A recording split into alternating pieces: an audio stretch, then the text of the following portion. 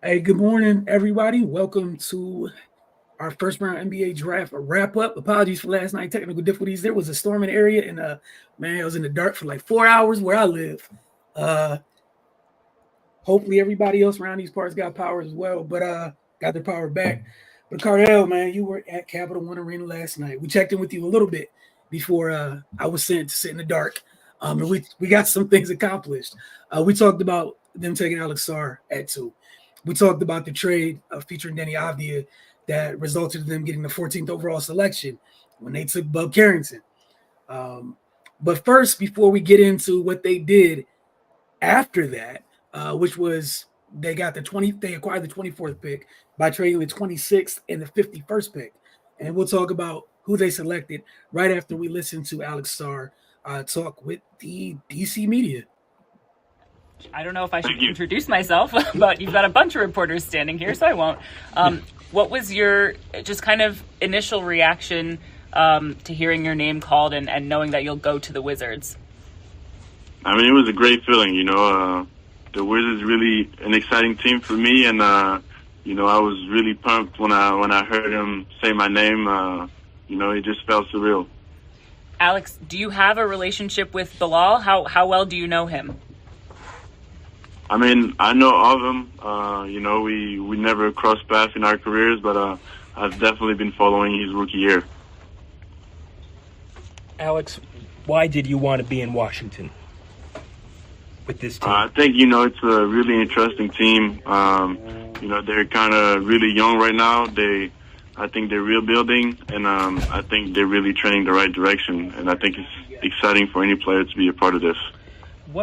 What sense do you have as to what the Wizards are going to expect from you in terms of your rookie season?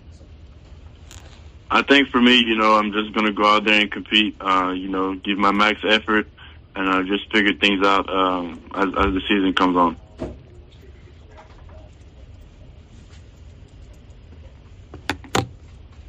Alex, how familiar are you with Will Dawkins because of Oliver's relationship, or Oliver being with the Thunder? Have you met him? Have you talked to him? Do you know them at all? Yeah, I mean, I've met him a couple times.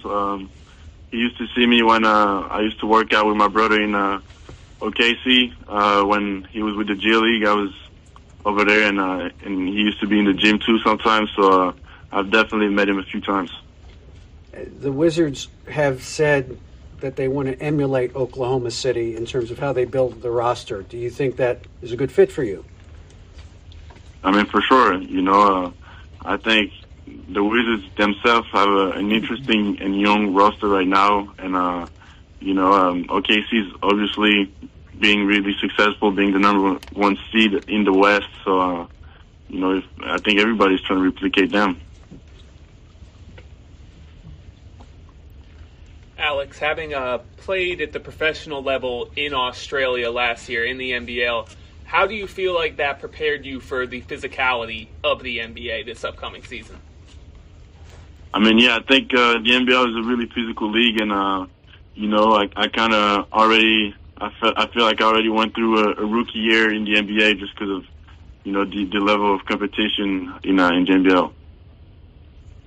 Alex, congratulations. This is Alex Swim here with DC News Now. You talked about the youth on this team, the fact that this team is building with you being the second pick, knowing that you might have a chance to come in here and be one of the faces of this franchise. What does that mean to you to have the chance to be the face of this rebuild, and when this team, does reach that rebuild? Yeah, I mean, it means everything, when the Wizards took a chance on me, and I have a good opportunity, and now it's my turn to just work hard and take the most out of it. Alex, what has your draft process been like in going through everything, especially coming over from, overseas and getting back into the grind of preparing yourself for this moment? Yeah, I mean, I was just working out for like 2 months in Santa Barbara. Then I just did one workout with the Wizards. So, my draft process wasn't that much traveling. It was more me being in the same place and just getting ready. Did you only do one draft workout with one team? Yep.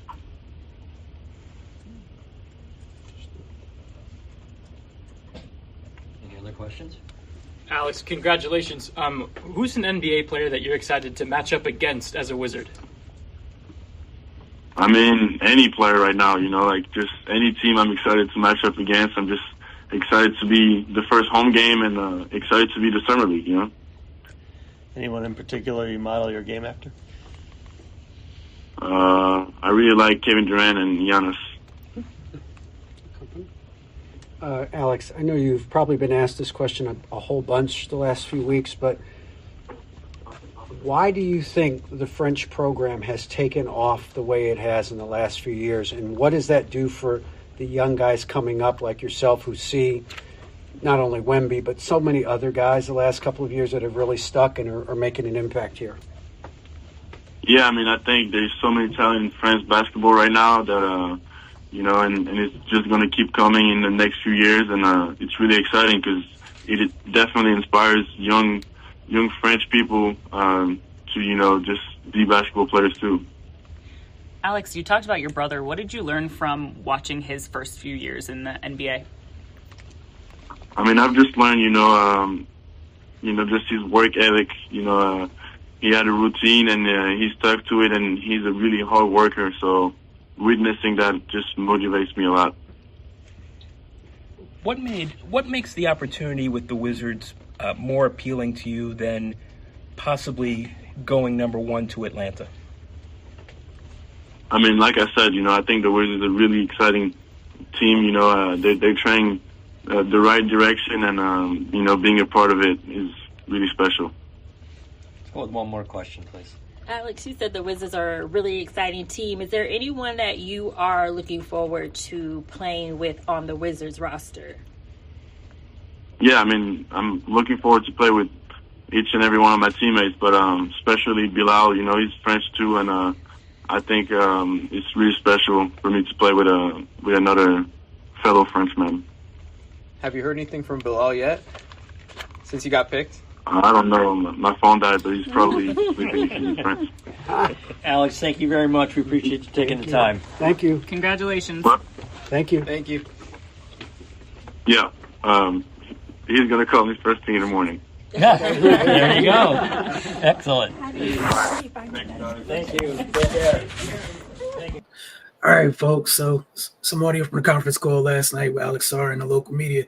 Cardo, if you want to just share any final thoughts on Sarr. I know we talked a little bit last night, but again, as I said last night, you got that small group of folks on social media that want to down everything or just in a whole. We know where this franchise has been, where it's trying to go, why there's a new regime. There's been several regimes in the past few years. Your thoughts on how this one started in year two? Started last year with Bilal, but last night's draft. I love the draft that they had, and typical people can always be negative about something. That's just how most people operate these days. And pretty much all of them don't know what they're talking about because I know they haven't really seen Alex Sarr play outside some social media highlights. Pretty much a lot of these players, they've only seen clips of. They haven't sat and really watched games, to really get a feel for what their their impact is, their talent is, they're just where they're at as a player. Sarr, he fits a lot of boxes for what this team needs. And I think people kind of get that confused with, when you're picked high, they think that means your talent is just the only part of the equation. It's also about fit. You see what I'm saying? I mean, look, the strength of the Wizards team right now is the wing. You got Kuz, you got Kisper, young Koulibaly still a development. Poole can play the two. You got a number of wings that can do a lot of things. That's the strength of their team, even though they're rebuilding. So you have to build around the other areas where you're lacking at. They traded Gafford all season. You don't know what's going to happen with Rashawn Holmes. I like Vucevic and whatnot, but we don't know. He made an impact late in the season. Hopefully he comes back better. I expect him to come back better. That's another center that no one's paying attention to, whatever, but he's more of a skill center. So you need someone that's that has the athleticism and the size and the strength and all that to really be imposing down there. And this kid fits that, Sarr. I think right away is the defensive potential and the defensive impact, the rebounding, the rim protection, and the easy baskets. Let's face it. You know, the Wizards, you know, if they weren't hitting a lot of jumpers, they weren't getting a lot of easy baskets. I feel like Sarr will get them easy baskets because of his potential to run the floor, the way he can, you know, rebound the ball offensively. And, you know, he has good hands. You know, when Kuz and those guys break guys down, you know, you dump it off, you know what I'm saying? And he can finish. You know what I'm saying? And we and you just need that on top of defensively when they get beat. Also, the thing I love about him defensively is when he had pick and roll coverage that's going to come, he's going to get tested. He can get on the perimeter and stay with guards and hold his own, and at least hold up, you know, especially against the top tier guards like if you switch out on Kyrie or Luka and stuff. The only thing I'm kind of worried about him, and it's going to take time, man. He's a rookie. You know, they're going to bait him in the foul, so he's going to have to be very, very disciplined. Don't go for shot fakes and pump fakes like Luka, who's a master at that. Otherwise, he'll be on the bench really, really fast, you know what I mean? And they'll be headed towards the bonus. But I think over time he'll figure that out. They also got to understand he's been playing pro ball since he was 14. It's a lot of seasoning with that, you know what I mean? And people may take that for granted. This is not playing in high school or AAU where you're dominating freshmen that just aren't quite ready. He was playing against grown men. He has an older brother that's been in the league, so he's been getting knowledge from him and working out with him, understanding what's to come.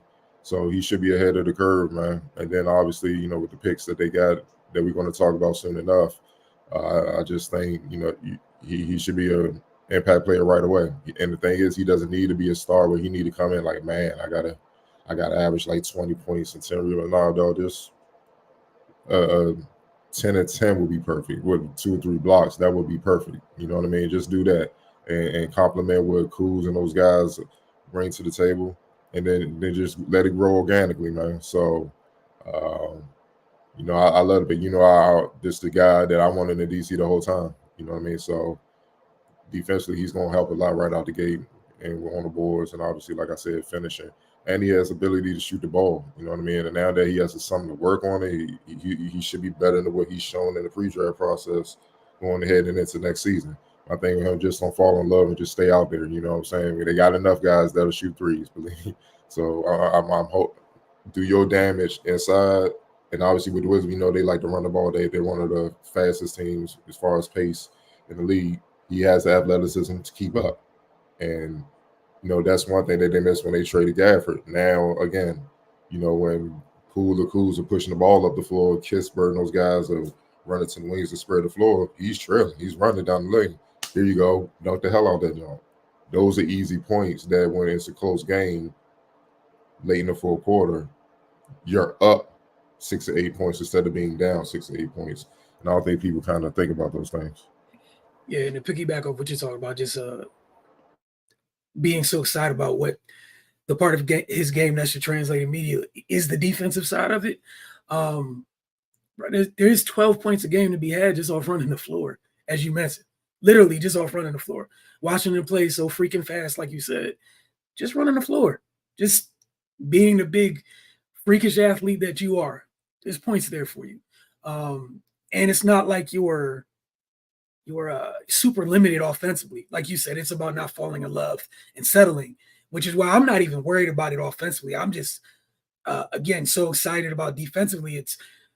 That's the best big in this class, in which you don't have to worry about what the NBA tries to do the most, which is getting bigs in space. You don't have to worry about it. Like, you knock that part out of the park. You talked about, we're talking about in case Atlanta went 1, we both felt like, hey, clinging after that. We saw Memphis take Edey. One of the things with Edey, I think anybody's concerned about is getting that big person in space. There's a lot of positives that come with it, but that's one of them. We've seen other bigs that aren't as big as Edey struggle in space. This is why the Sarr thing was so big. Getting someone who's comfortable moving in space is crazy. I kind of liken it to, a lot of teams in NFL are looking for like coverage linebackers. And I think some people think it's this thing where you can teach them how to do it. Nah, give me the guy who has the instincts of moving without looking down at his feet, who's comfortable moving in space. And then let's teach you how to do the stuff moving forward. And then people got to understand he's young, man. He's 19. I know people, social media is hilarious, criticize him, man. How you going to draft a center that average 4.3 rebounds per game? the kid only averaged 17 minutes. So what if he played the majority of those minutes? Now that's 10 rebounds a game. It's going to get up there. It's going to get around 10 points, 10 rebounds a game, and that 9.4 scoring average, closer to 20. But he shot 51% and with limited shots. You see what I'm saying? That's impressive. Because when you know you're not getting a lot of shots, he's 19 he's playing with grown men. So overseas is not America where they cater to young talent. Now you gotta get in where you fit in, dog. You gotta get in where you fit in. And that's why you see NBA teams are more so looking across the water. Because those guys come in and understand I gotta work for mine. I gotta put in work. I gotta and also having the knowledge, the know-how to do it. You know what I'm saying? Just like, yo, whatever role you need, coach, I'm gonna do my best and thrive in that role. So you would trust me and give me more on my plate. Then I keep expanding. You understand what I'm saying? So it's no different than Wemby last year with the Spurs. And people was criticizing Pop at first, like, man, why won't they passing the ball? Maybe he wasn't quite ready yet to handle that load. But by the end of the year, he damn sure was ready. See what I'm saying? So it's a progression. And that's what I'm expecting with this kid. Look, you averaging nearly 5 rebounds in 17 minutes, man. So obviously play 40 minutes a game. That's 10 rebounds. 1.5 blocks as well. Now that's closer to 3 plus rebounds a game. He shot 51% from the field. He makes free throws, 71%. He has good form, good mechanics. So that could easily go up. All you got to do is learn the NBA game, get used to it, get acclimated and whatnot, learn the system, obviously get chemistry with the team. His impact should be immediate. I'm not saying he's going to come in just dominating and all that. That's what I'm saying. But I'm saying his impact should be immediate, should be felt right away. And then you just build from there. And again, we saw a smaller example of this last year. Bilal was a pro. Came in, and the one thing I think nobody can say last year is that he looked shocked or anything about being there. The kid looked comfortable. You know, he had some tough nights, obviously playing on the wing and some of the matchups he had to face, but bro, we saw him get better throughout the year. Mm-hmm. And that comes because of that preparation.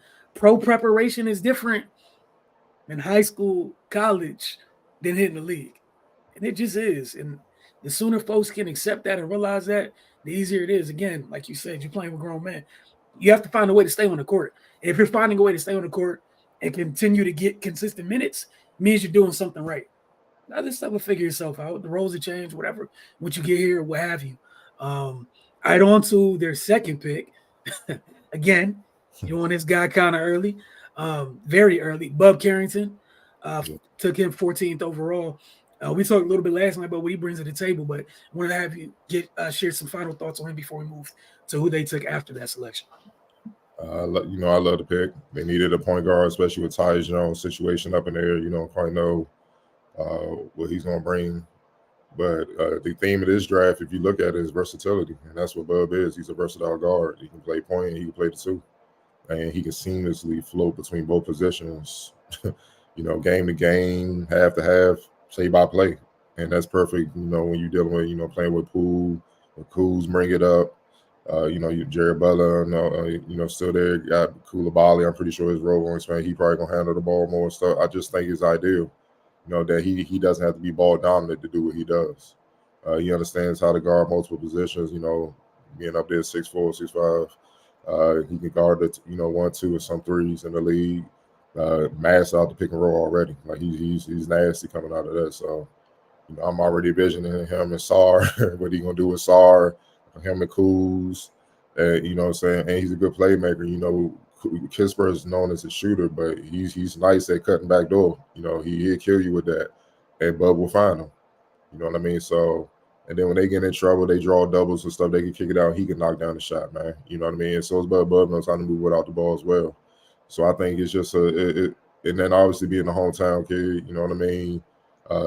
Doesn't help that he's gonna bring a crowd to follow him as well. You know what I'm saying? And we've talked about it for years. Why hometown guys, when they have the opportunity to come home, why don't they come? And the hometown pressure around here is a mother. It is. It's tough at lower levels, high school and college. That's why you see a lot of players just, when high school's over, I'm out. Let me get away so I can breathe a little bit. But I think he has the mentality, the mental toughness to block all that out, stay focused on the task at hand. Plus, he has a circle where, coming from a basketball family, his pop's a legend in Baltimore on the coaching scene, Coach Mello and all those guys.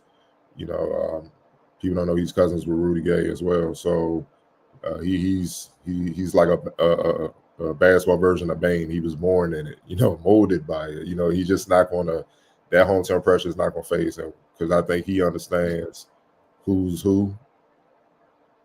behind him this whole time, and all the new people that's about to come in. Hey, man, I don't think he has any problem saying, yo, we not playing that. No. Go about your business. So as long as he does that, he'll be fine, man. So I just his growth, from in his senior year at St. Francis, watching him grow up through the AAU ranks and St. Francis to his development over 1 year at Pitt just shows you how quickly he can grow in his you know what I mean, his potential, his room for growth. It's just something that's downright special. And I'm excited for him, man. He's one of the youngest players in the draft, man. One of the youngest. He's still 18, 19, you know what I mean? He's man. And he's built for the bright lights. He's seen it all the time, since he's been a kid. And the thing I love about him is he had to get it the hard way. He had to really earn everything he's gotten. So he knows no other way. So he's not coming in with a big head like, yo, I'm at the crib, man, I'm a lottery pick. Hey, man, give me the ball, Jordan Poole move. It ain't going to be none of that. It's going to be like, yo, can I get better? How can I get better? Yo, let me get the key to the gym. Let me get the little key card so I can get in here and put work in. And then I think that's his mentality. And as long as he keep that mentality, the sky's the limit, man. So, I saw somebody comparing him, his overall ability, skill set, the ball. They were both all-around players. I think Bub is a better shooter, obviously scorer, especially at this point. But Wall was such a much more dynamic athlete. It's not close in that regard. So they're similar in that they impact the game in multiple ways, but they're very different as well. So they just got to let Bub be Bub, and let him grow over time. But I like the pick, man, because you got two guys that are at the top, and we're going to get into the third one at the bottom, Keyshawn George, where they're built to work, put the work in. They don't expect nothing handed to them, and ready to compete. And as long as you have that as a young player, you'll do just fine sooner than later. Yeah, and just my only little thoughts on that is just like the first guy. Feel like they got guys, again, that shared mentality and that understand how to play basketball. There's no many folks, especially on this side of the water, don't know how to play without the ball in their hands. They have no idea what to do without the ball in their hands. And then, again, what Bub brings to the table is what teams are looking for in guards. Like, it's literally what teams are looking for. And you got that. We talk about the plus wingspan, which is huge. Obviously, on that other end of the floor, and getting your shot off. But, all right, this pick happened last night. Washington had 3 picks in the first round after some of the trades. This was the third and final trade of the night by Washington. They were slated to pick 26th overall. They made a trade to move up 2 spots with the Knicks, I believe. They traded 26 and 51 overall to move to 24, and they took Keyshawn George. I'll go ahead and get some highlights queued up. Cardell, your thoughts on their third and final selection of the night? Knockdown shooting, shot 40%. At Miami, had a stand in the pros as well. Savvy defender, 6'8", very savvy defender, active hands. He's a good athlete, not a explosive, great one, but he's very crafty with how he defends, and he can defend multiple positions at 6'8". You know what I mean? I know people, talking about the loss of Denny, and Denny was just growing into his own. And how you going to replace that? Well, he has the potential to do that. With a 6'8", the way he can shoot the ball, he can handle the ball, get in the paint. But he can guard multiple positions, man. And when he guard, it's 2 different types of defenders. One who fundamentally sound stay, just make life tough. He don't go nowhere. A player that just there, and you always got to work hard to try to just create a shot. Then there are guys defensively that attack you as an offensive player. Like they're there, but they're swiping at the ball, they contest the shots, and they make you extremely uncomfortable. And if you make a mistake, it's going the other way. And he's that type. He attacks you defensively. Just like any rookie, it's going to be a learning curve. You know, the more seasoned vets and stuff can use that against him, so he's going to have to learn to pick and choose his spots. But he has that potential to be a lockdown defender on top of being able to shoot the ball. What is popular in the league right now? 3-and-D guys, and he does that right now. So, you know, for them to get all three of these players that are capable defenders out the gate, that's just amazing. Because we not even gonna get in there last year. We're gonna leave that alone. We try to be positive. It was very tough to watch the Wizards defend last year. Very, very tough. Very tough. Very so. You need guys that's going to take it personal on that end and really make an impact, because they didn't have any problem scoring the ball. They could put the ball in the hole, even as bad, you know, record-wise as they were.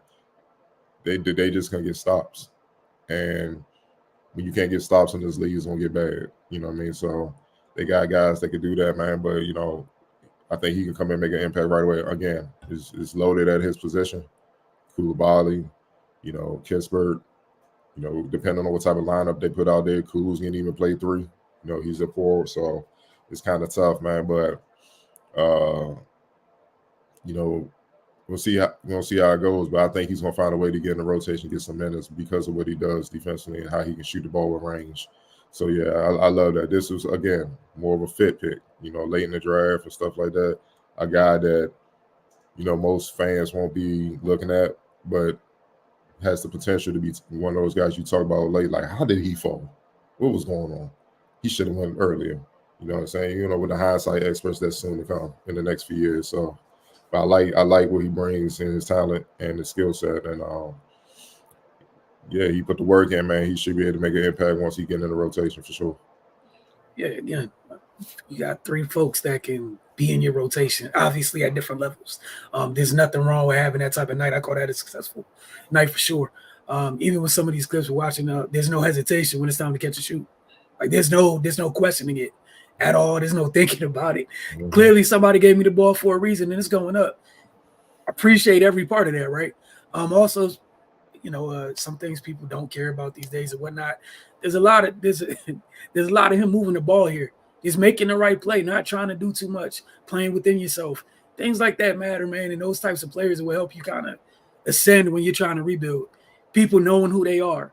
Like you said, if you're entering out the gate almost with a defined role in your mind of what you're going to be, and it's not changing what you did at the last level, that's love. Obviously, over the next couple of years, you're going to improve your game, figure out what you need to add on, you know, work on in the next couple of years to possibly expand your role. But immediately, you're 6'7", 6'8". You bring a skill that this team sorely needs. You talk about versatility with all of them. There'll be times where you could plug up. Oh, it's a 6'8" guy that could come in off the bench and defend off the wing, like on the wing. Yeah, there's going to be room for you. Yeah, I was happy with the pick. Go ahead. No, like that play right there. He attacks you defensively, man. And then you brought up a great point. One thing all 3 of these picks do, Sarr, Carrington, and George, they can pass. They can read the game. They understand flows. They understand backdoor cuts. They understand who's open. They understand just because you open don't mean you need to get the ball this time. You know, they know how to pass. That's all part of passing. They got good vision. They know how to move the ball, which makes the Wizards harder to guard. So, yeah, I love all 3 picks, man. I do. It's just a matter of them putting in the time, getting you know, the opportunity to get heavy minutes, which they're going to have to earn, and then going from there, man. So we're going to see real soon, obviously, because Summer League, what you can add to it's coming quick. So it seemed like it's April, like the pre-draft process just started, but it's about to be July next week. So, yeah, it's moving fast. So we're going to see real soon what they can look like. And not to mention some of these guys, or just some of the guys, period, over the next few years, like they're going to be playing in the Olympics for their respective countries, like aiding into that development. Again, just it was a good night for this new regime for sure. Again, like we talked last year when they took Bilal, like usually new regime takes over, you get an idea of what they're about with their first selection. These guys seem like they're kind of the same, come out that same tree, right? From what's inside of them. So like that. We're gonna go to winners of the draft overall. Just take a look at the draft. So far, I want to ask you some things that you like. I'll share some whether it's specific players, the fit, where they landed, what have you, and then I'll go. Well, I definitely like Stephen Castle to the Spurs. Greg Popovich is evil, man. He's an evil dude. I see what he's trying to do. He's trying to get some big wings that defend and are versatile on the perimeter. And he's basically like, I mean, you can get past him if you want, but you know what's waiting on you. So, I mean, take this tough three. Let's get the rebound, be on our way. Or it could get ugly. We can play volleyball and just run and just dunk on you. It's how it goes. But, hey, man, I love that pick, man. He fits so much with what they're doing, and he compliments Wemby so much. And I had a feeling he was going to go there. I was like, God damn, man, man, he did. And he could play point, play the two, play the three, defend all three positions. Tough, athletic, man. That pick and roll sets, man. Pick and roll, pick and slips, pick and pop with Wemby. Lob threats, transition. It could get nasty, man. So I'll definitely, I love that pick. Your UConn Husky, Donovan McClingan to Portland. Chauncey kind of got an idea. He traded for Denny and kind of got an idea what he's trying to build, that blueprint from the 04 Pistons. You know what I'm saying? Not saying they're like those guys, but yeah, we're gonna build this team out. And you're starting to see things go back to the traditional way of building a team from this analytical era. Don't get me wrong. And when I say that, people think I just totally hate the analytics. Like, some analytics make sense, but it shouldn't be the end all be all, man. You saw how it's gotten a lot of teams in trouble and a lot of people fired, man. So I think he's starting to build the size. You got a lot of guys out there with Denny that could defend, Tumani Kamara, who, I love last year coming into the draft. Guys like that can defend and complement the young bucks. Anthony Simons and Scoot Henderson and whatnot. Build around them. People are criticizing the Zach Edey pick with Memphis. Don't know why. Ja's gonna be back. Jaren Jackson. What's the kid from Gonzaga? I'm talking about the super athletic forward. Oh, Brandon Clark. Yeah. Look, man, they gonna be nice. The shooter thing, why I can't think of his name. Desmond Bane. And now you got that big monster down there, and what can he bring that? No disrespect to Jaren Jackson, he struggles with. Again, easy points. You can throw it to him on the block, and he ain't move. He's going to score. He's a technician on the block at that size. And I don't know if people been paying attention. He's strong as hell. Like, he was the first play I saw where DJ Burns couldn't move him. And he was trying. And DJ Burns is a big boy. So it's going to be fun to see how that kind of translates to the bigs in the league, dealing with Giannis and Anthony Davis. Embiid, how he go. I love Embiid. He tests every big man.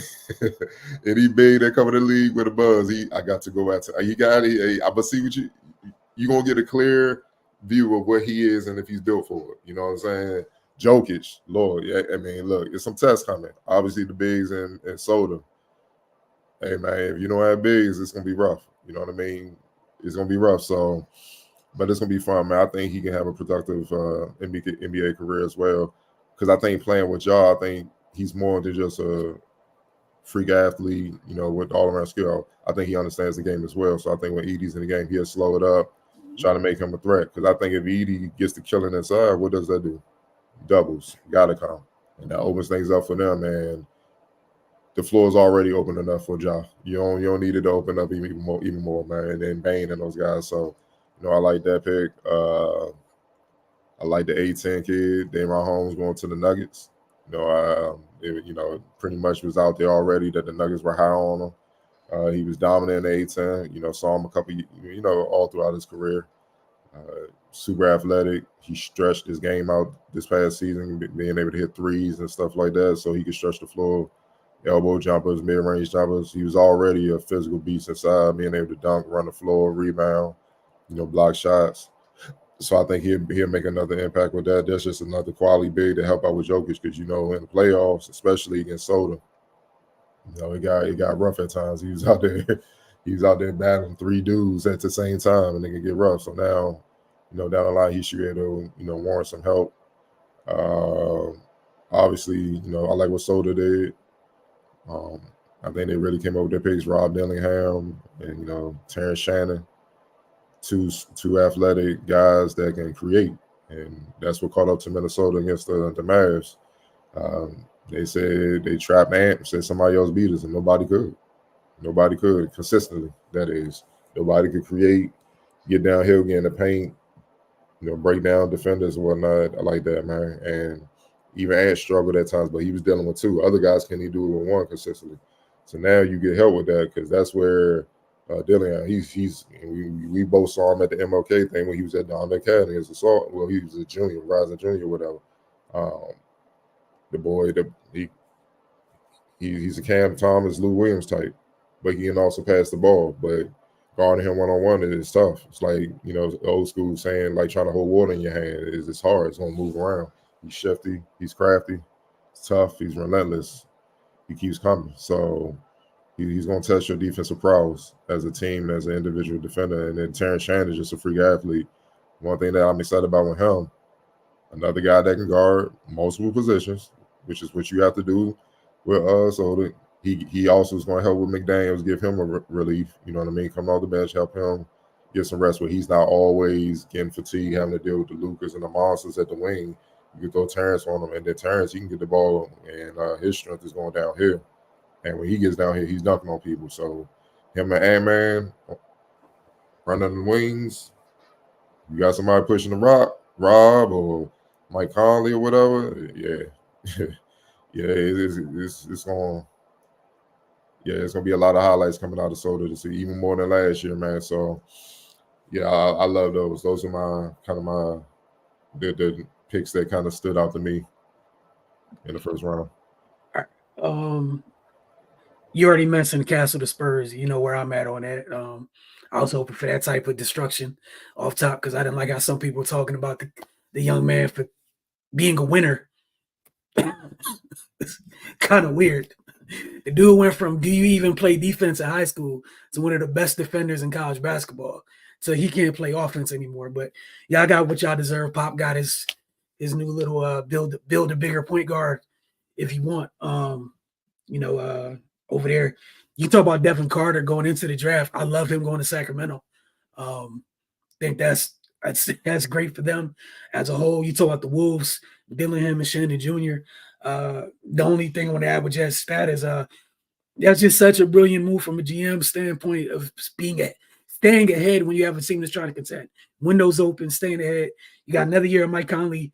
Why not get the successor in there to learn from him while he can also immediately contribute in the rotation, further down the rotation? Why the guy's still there instead of being like, hey, come take over the reins completely.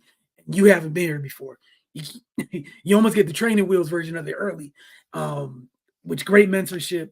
I like that. The Jazz getting Cody Williams, thought that was a great look for the Jazz. Dalton Connect ended up in LA. I thought that was, heard about the things people thought was going to happen with the 17th overall pick. I thought that was a nice, mature thing to do there. And it's something that they need. Tristan da Silva to Orlando. Orlando clearly has a thing about liking big, talented, skilled players. They add yet another one to that freakish rotation down there. So a team that's already big found a way to stay bigger. Miami getting Khalil Ware. I saw a couple of tweets last night. Oh, Pat's sleep at the wheel. No, he's not. Y'all really let him get one of those things down there in Miami. And they're gonna make a man out of him quickly down there. They're gonna accelerate that process physically.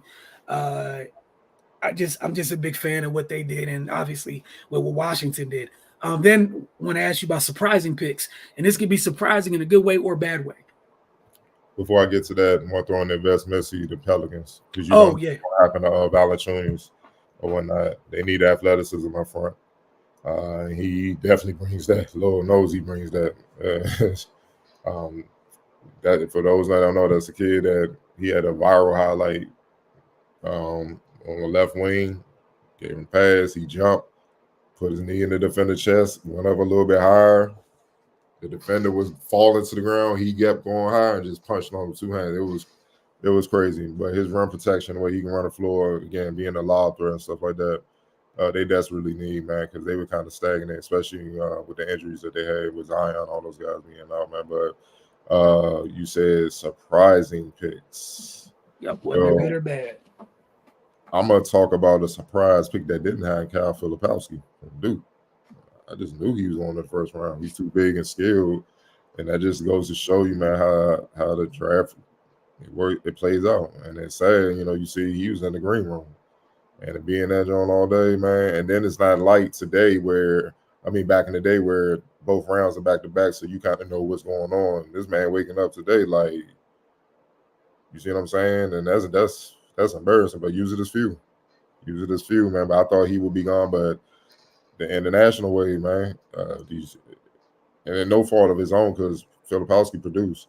It's just these youngers in America, they got to understand what's going on. Stay in the lab, stay humble, stay hungry, stay coachable. No one's putting up with that BS. Like, think about it. The one that you're talking about, the Lakers that was hyped to go in the first round, and his agent was trying to politic that into him getting drafted in the first round. What happened?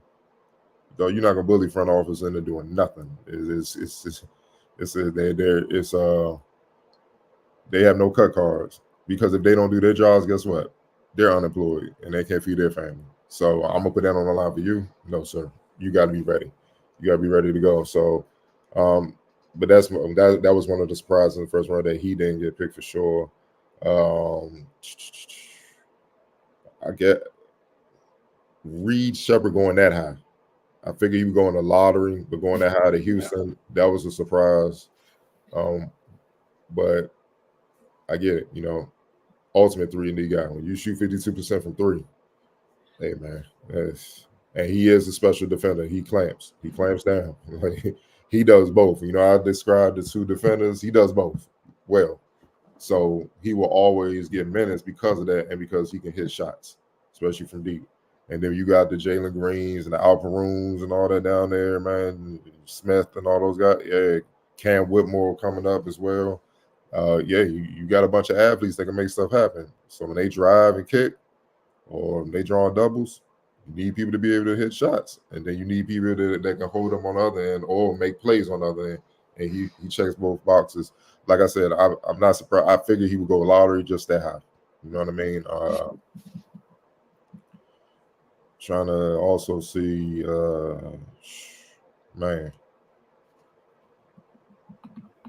Devin Carter. I wasn't sure where he would go, but Mike Brown, yeah, yeah, Mike Brown, another evil genius. Having him with off night and Aaron, because Devin's an animal. He's an animal. Like but he's 6'3" with like a 6'8" wingspan, I believe. Super athletic. Saw him a couple times last year, definitely at Georgetown up close. You don't see too many 6'3" guys get offensive rebounds in traffic with the trees and just go up two hands and just dunk. Normally they need momentum driving. He was getting boards, come down quick jump, punching on it. Like you don't see, like he's aggressive, he's tough. He can go, and with him, he's so tenacious. He could possibly be another guy similar to Drew Holiday, where Drew Holiday switch on a 5 and you just like, all right, do your thing. Like if he gets loose to get free, we'll send a double shot, help out, we'll rotate over. But go ahead, do your thing. We trust you. He could be that type of defender in the league. So, you have him and off nights. Notice the theme in this draft, a lot of defenders got drafted. You got to stop these guys at some point, right? Or you're not going to make it too far. You know what I mean? So, again, with him, I kind of thought they would kind of sleep on him a little bit. He would kind of get drafted later in the first round, but, he went lottery. So, I'm not mad at that. That's only a little surprise, but I figured, he would hear his name called sooner than later. Just a little bit later. That's it. Last one, AJ Johnson. He played in the NBA next generation program. Same thing Sarr did from California. didn't really hear a lot about him, you know, for the average fan, obviously leading up to the draft or throughout last season and whatnot. But for him to squeak into the first round, he must have wowed in workouts, killed in the combine, and they must have loved what they saw on tape. Plus, they're a win-now type of team.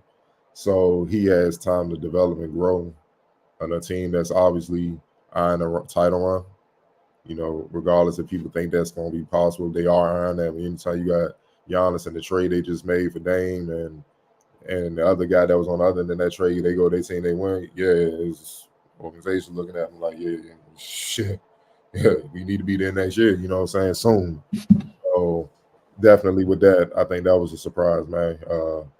Just for him being out of the public spotlight, you know, again, when you playing in NBA on the pro leagues and the programs, you don't necessarily get to a lot of minutes, so to speak, because you got to earn your keep. You got to get used to being a pro and that. So obviously he has a lot of tools where they think he has a room to grow and develop and be an impact player down the road. So, you know, that was kind of a surprise considering, you know, the other guys that are available in the draft that are ready to go, especially for a win-now team. Yeah, I had some of the same players you had on the list, so just went ahead and took them off mine, so we're not double dipping.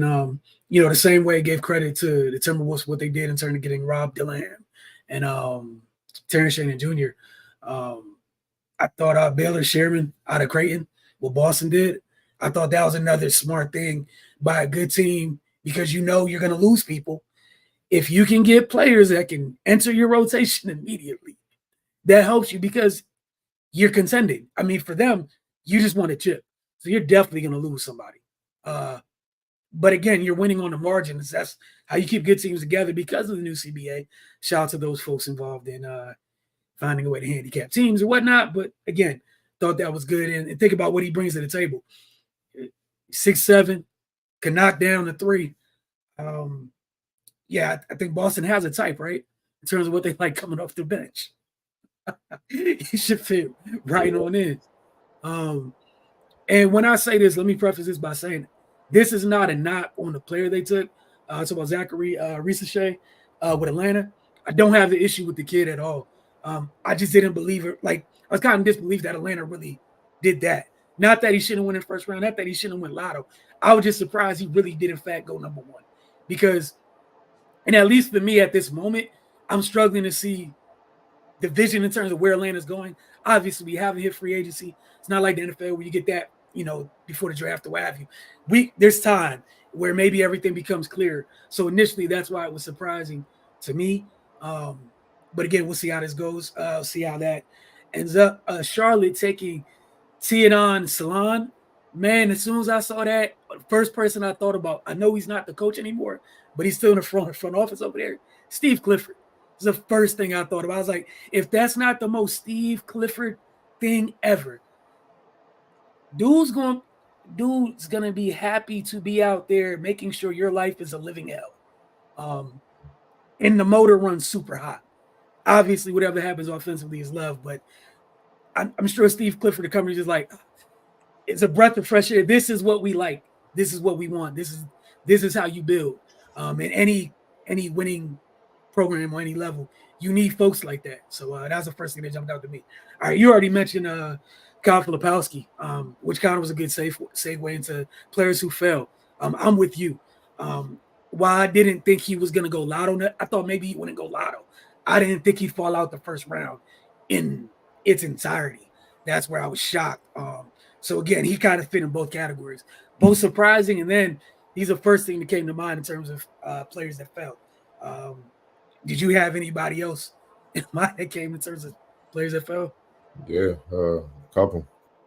Tyler Kolek out of Marquette, All-American. Many thought he was the best point guard in America last year. You know, he fell. I remember his early days. He was at George Mason. He's always been a player. Think people worried about him, but think people worried about him on the defensive end. Because offensively, he got all the tools. I just think it's that end. Especially at point guard, you got to be able to hold up, man. So I think that's what hurt him. I expect to hear his name early today, later on today. You know, Isaac Jones, I think he's one that's a sleeper. I always felt he could possibly sneak into the late first round, but obviously he didn't.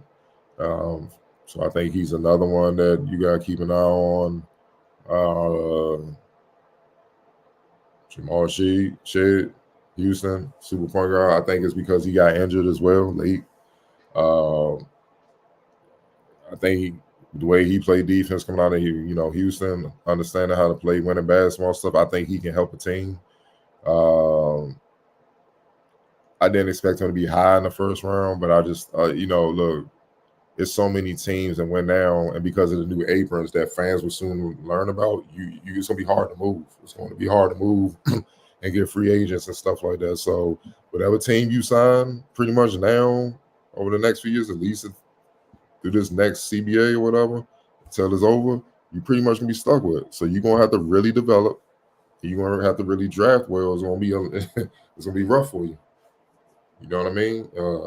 Unless your owner's willing on deep into the tax and just like go get them, and that might be the case, team by team, man. So this second round is gonna be interesting. Those are just a couple of names, man, but second round is gonna be interesting.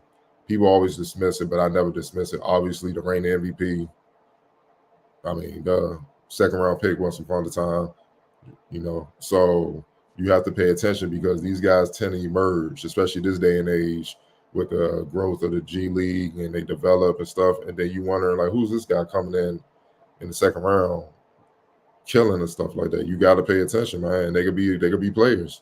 There's examples all around the league, man. So it's gonna be interesting to see who goes in the second round, who sneaks in, who goes undrafted. Because sometimes going undrafted is better than getting drafted in the second round because you get to pick and choose your situation. Either way, you gotta fight for a job regardless. So it's the same difference. I guess second round is just a little bit more glorified. You see your name on ESPN or whatnot here and there, but yeah, you're gonna have to fight either way. So nothing's guaranteed. So even that, I'm gonna be paying attention to the undrafted players as well because that can tell something. Because it's a lot of older guys in this draft because of the reclass and COVID and stuff that has a lot of seasoning with them that are probably ready to go. It's just that. They signing, most teams are signing with potential and the younger talent because you get more bang for your buck, especially with this apron thing. You know what I mean? It's going to take time, and you got them there for a while so you can keep them in-house, help them grow within your philosophy, and then they can maximize their potential. And their potential, if they maximize it, could exceed where an upperclassman is right now, and their ceilings being lower, and they pretty much being who they are. Yeah, and I think that point right there incentivizes you with some of the picks, and some folks were like, why are you taking somebody who might be a little bit raw? Because that's the guy I'm gonna choose to take more time on. That allows that to happen. Second round guy, like you just mentioned, a little bit more season ready to go right now. Yeah, I'm gonna do that with the second round, which is why today's gonna be important. Because some of the teams that, like you talk about, some of the teams that are already touching one of the aprons, if not the second apron, today's the day. You are going to be relying on some of those folks that are sitting in the second round to come in immediately and hit your rotation because you need that now. You're not looking for someone to pop in 3 years. Hey, can you be the seventh man in our rotation? Can you be the eighth man in our rotation? Like today, can you fill this need? So again, like you said, the second round starts today at 4. It's going to be very interesting to see what some of these teams how they navigate it because everyone's in different places. Those teams that are touching one of the aprons, second round is important, very important. And again, even you touched on this several times today. Even the last couple of years, I think we've seen heading towards this place. We've seen more and more players get traded for multiple second round picks because teams want second round picks.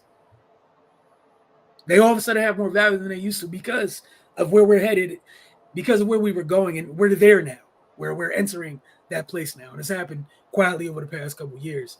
I want to get your final thoughts on the first round, and we'll touch some of these comments before we get out of here. I just, again, it's not the worst draft in history, as most people saying.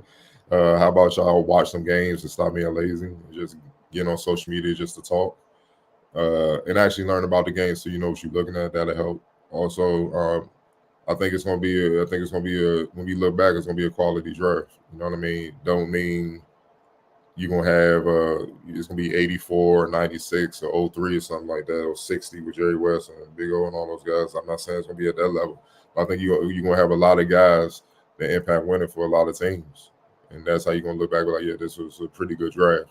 And it's a couple guys that will be superstars because there's always a couple in every draft that emerge. It just may not be the guys you think will be a superstar, which just means you know fit and organizational structure and their work ethic determines a lot. Because some organizations don't have the structure in place to help players grow. They just expecting you to figure it out, and that's just not realistic, especially if you're drafting somebody young. Whereas other organizations, they really get into that and they force you to grow. I believe I was listening to Timberwolves, director of President Basketball Operations, Tim Connolly, and they asked him about Dillingham, and he said we're here to challenge him, not hold his hand. You know what I'm saying? Like we're we didn't make the move we did for you to just come sit and all that, and then we kind of baby you along. Now we're going to challenge you to get better, because if you're not that, we got to move on, and that's how it should be. Yeah, we care about you and all that, but you got a job to do. Do your job, and I love that mentality, because that lets the player know every day you step in this building, it's a sense of urgency for you to get better, and coming in complacent and acting like you got it made. Because I think when you start moving like that as a pro, it's the beginning of the end. Because think about it. It's other guys in that gym that want the rope you had, the status that you had within the team. They see you slipping and slacking. This is my chance. And sooner or later you look up, damn, I've been replaced. And that's how I go. Especially with a team that's went down. Ain't no patience. They trying to get back, get the championship. So, that's what I think about this first round. I just think it's a lot of quality players that will impact winning. With a couple that has the potential to be superstars. Whereas I guess in other drafts, you would have a few superstars you can obviously see. I don't think that would be the case with this one, but quality players, starters that, you look up and 5 to 10 years from now, and they still in the league, and a couple guys done made some all defensive teams, some all NBA teams, and got a couple rings out the deal for sure. They're within the draft. I think that's a perfect way to say it. What you said was people. It's going to be a draft with a bunch of players that impact winning. Isn't that what people want? Should want. Like, you can't, even the very, very special drafts with a ton of superstars. Like, at some point, like, there's players in between those superstars. If none of those players hit, it's great that we remember superstars, but it also means, like, start thinking about percentages and whatnot. That's what makes that draft rare, if you have that many. But if you get a draft with a bunch of impact players, and yeah, the cream's going to rise at the top, and that's great. What's the negative in that? Mm-hmm. I don't see it. But let's get through some of these comments. Appreciate y'all for being patient. Michael Kersey was going on. He said, "Let's go Wiz. That he going to be missed." He followed that up with Sarr and Bub, great additions, and a shooter from Miami. All of which we got through a little bit earlier. Talk about Keyshawn George. Hey, man, what's good to you? Appreciate you jumping here early. Talk about Isaiah Collier go to Utah was a good pickup. Yeah, you don't know what's going to happen with man.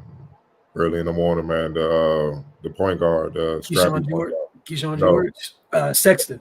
Sexton, yeah. You don't know what that situation going to be like, so kind of need an insurance policy, man. So yeah. That's what that was, man. But Collier, quality point guard, super fast, strong, can finish, can run a lot of sets, especially in the pick and roll. When he turns the corner, he's hard to stop, man. You know what I mean? So think about it. Coming into college, he was the number 1 ranked point guard. Hey, man, guys emerge. That's why you got to stay on top of your game. Not saying he didn't, but other guys emerged and got better. And that's the name of the game, man. You got to stay in the lab, stay with it, because stock goes up and down depending on the success of your team and how you're playing. You're on mute. He was talking about the impending battle, possibly, that you just talked about between Collier and Sexton, and obviously, they had Keyshawn George there already. There's going to be an odd man out, and again, free agency's coming. We're going to see if Sexton will be the odd man out before there's even a competition. Don't know. He mentioned any sleepers. I think we both touched on players that we liked already, including you mentioned some players heading into round 2, which is later today. What's going on? Thanks for tuning in this morning. Pelicans fans, what's up? Y'all, I'm trying to see the Pelicans jump back in the draft and take Bronny James. Let's go. It's a Pelicans fan that wants Bronny James. Look, man. Y'all gotta relax, man. Look, y'all gotta relax, man. I don't know if that's the right move for them. They're a playoff team. They gotta figure out which direction they want to go. Because I think the way Ingram disappeared in the playoffs, that situation is shaky. And Zion can't stay healthy to save his life. So they asked some interesting questions they're going to have to answer. Because you've been playoff team, knocking on the door, being a playoff team, but you can't get over that hump without your guys being healthy and being able to perform at their best, man. No disrespect to Bronny. I don't think he's going to help that situation. You see what I'm saying? And a lot of damage was done because of his agent saying pretty much only 2 teams they would consider. Like, these NBA front offices are just going to bend to his will. So, yeah. Remember, he's supposed to be a first-round pick. Some of these reporters, obviously agenda-driven reports, posted. He ain't even get talked about last night. Wasn't even thought about. So, yeah. I know you're a fan and all, but you might want to be realistic in what it is, man. So, I'm not saying he won't get taken in the second round. Who knows? But I think the Pelicans are looking for some more of a sure thing to help their cause.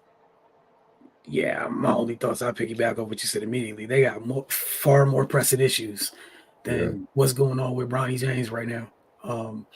They need to figure, we were talking about Atlanta earlier. It's another group that needs to figure out the direction they're going in. And they're literally looking at the crossroads right now. They're looking at them at this moment. What are y'all saying about Dalton Connect? We talked about him a little bit earlier. I know Cardell talked about him earlier this week on the Focus. So you can head to our channel and check that out. But go ahead, Cardell. Them Juco boys. So he tough. Juco boy. You know what I mean? Knockdown shooter. One of the best scorers in college basketball last year. He could shoot off the screens, off the bounce, which is perfect for playing with LeBron and AD. They're going to obviously you want to double both. LeBron can pass his ass off, so this is an ideal fit. And you got to be tough to handle the spotlight of LA and what they're about to deal with with their new coach and all the hoopla that may come around that. And he's strong. He can finish it through contact or whatnot. Defensively, he may need work, but he's competitive. I know he'll get to it, about 6'5", and he's inefficient, man. He's efficient as hell. I think I'm looking at it now. Yeah, he shot 45% from the field at Tennessee last year, 77% from the line, and 39% from deep. You know what I mean? So he's not much of a playmaker. I know he can probably pass it. That just wasn't his role. But then again, he doesn't need to be because the ball won't be in his hands anyway, unless he's in shooting mode, in a shooting position. So, or he's getting a steal defensively or a rebound. So, and he was a quality rebounder at Tennessee too, average 4.9. So, yeah, he should be able to make an impact for them. That was a good pickup, smart pickup as well. Somebody that's ready to go. I was just going to say perfect fit for them.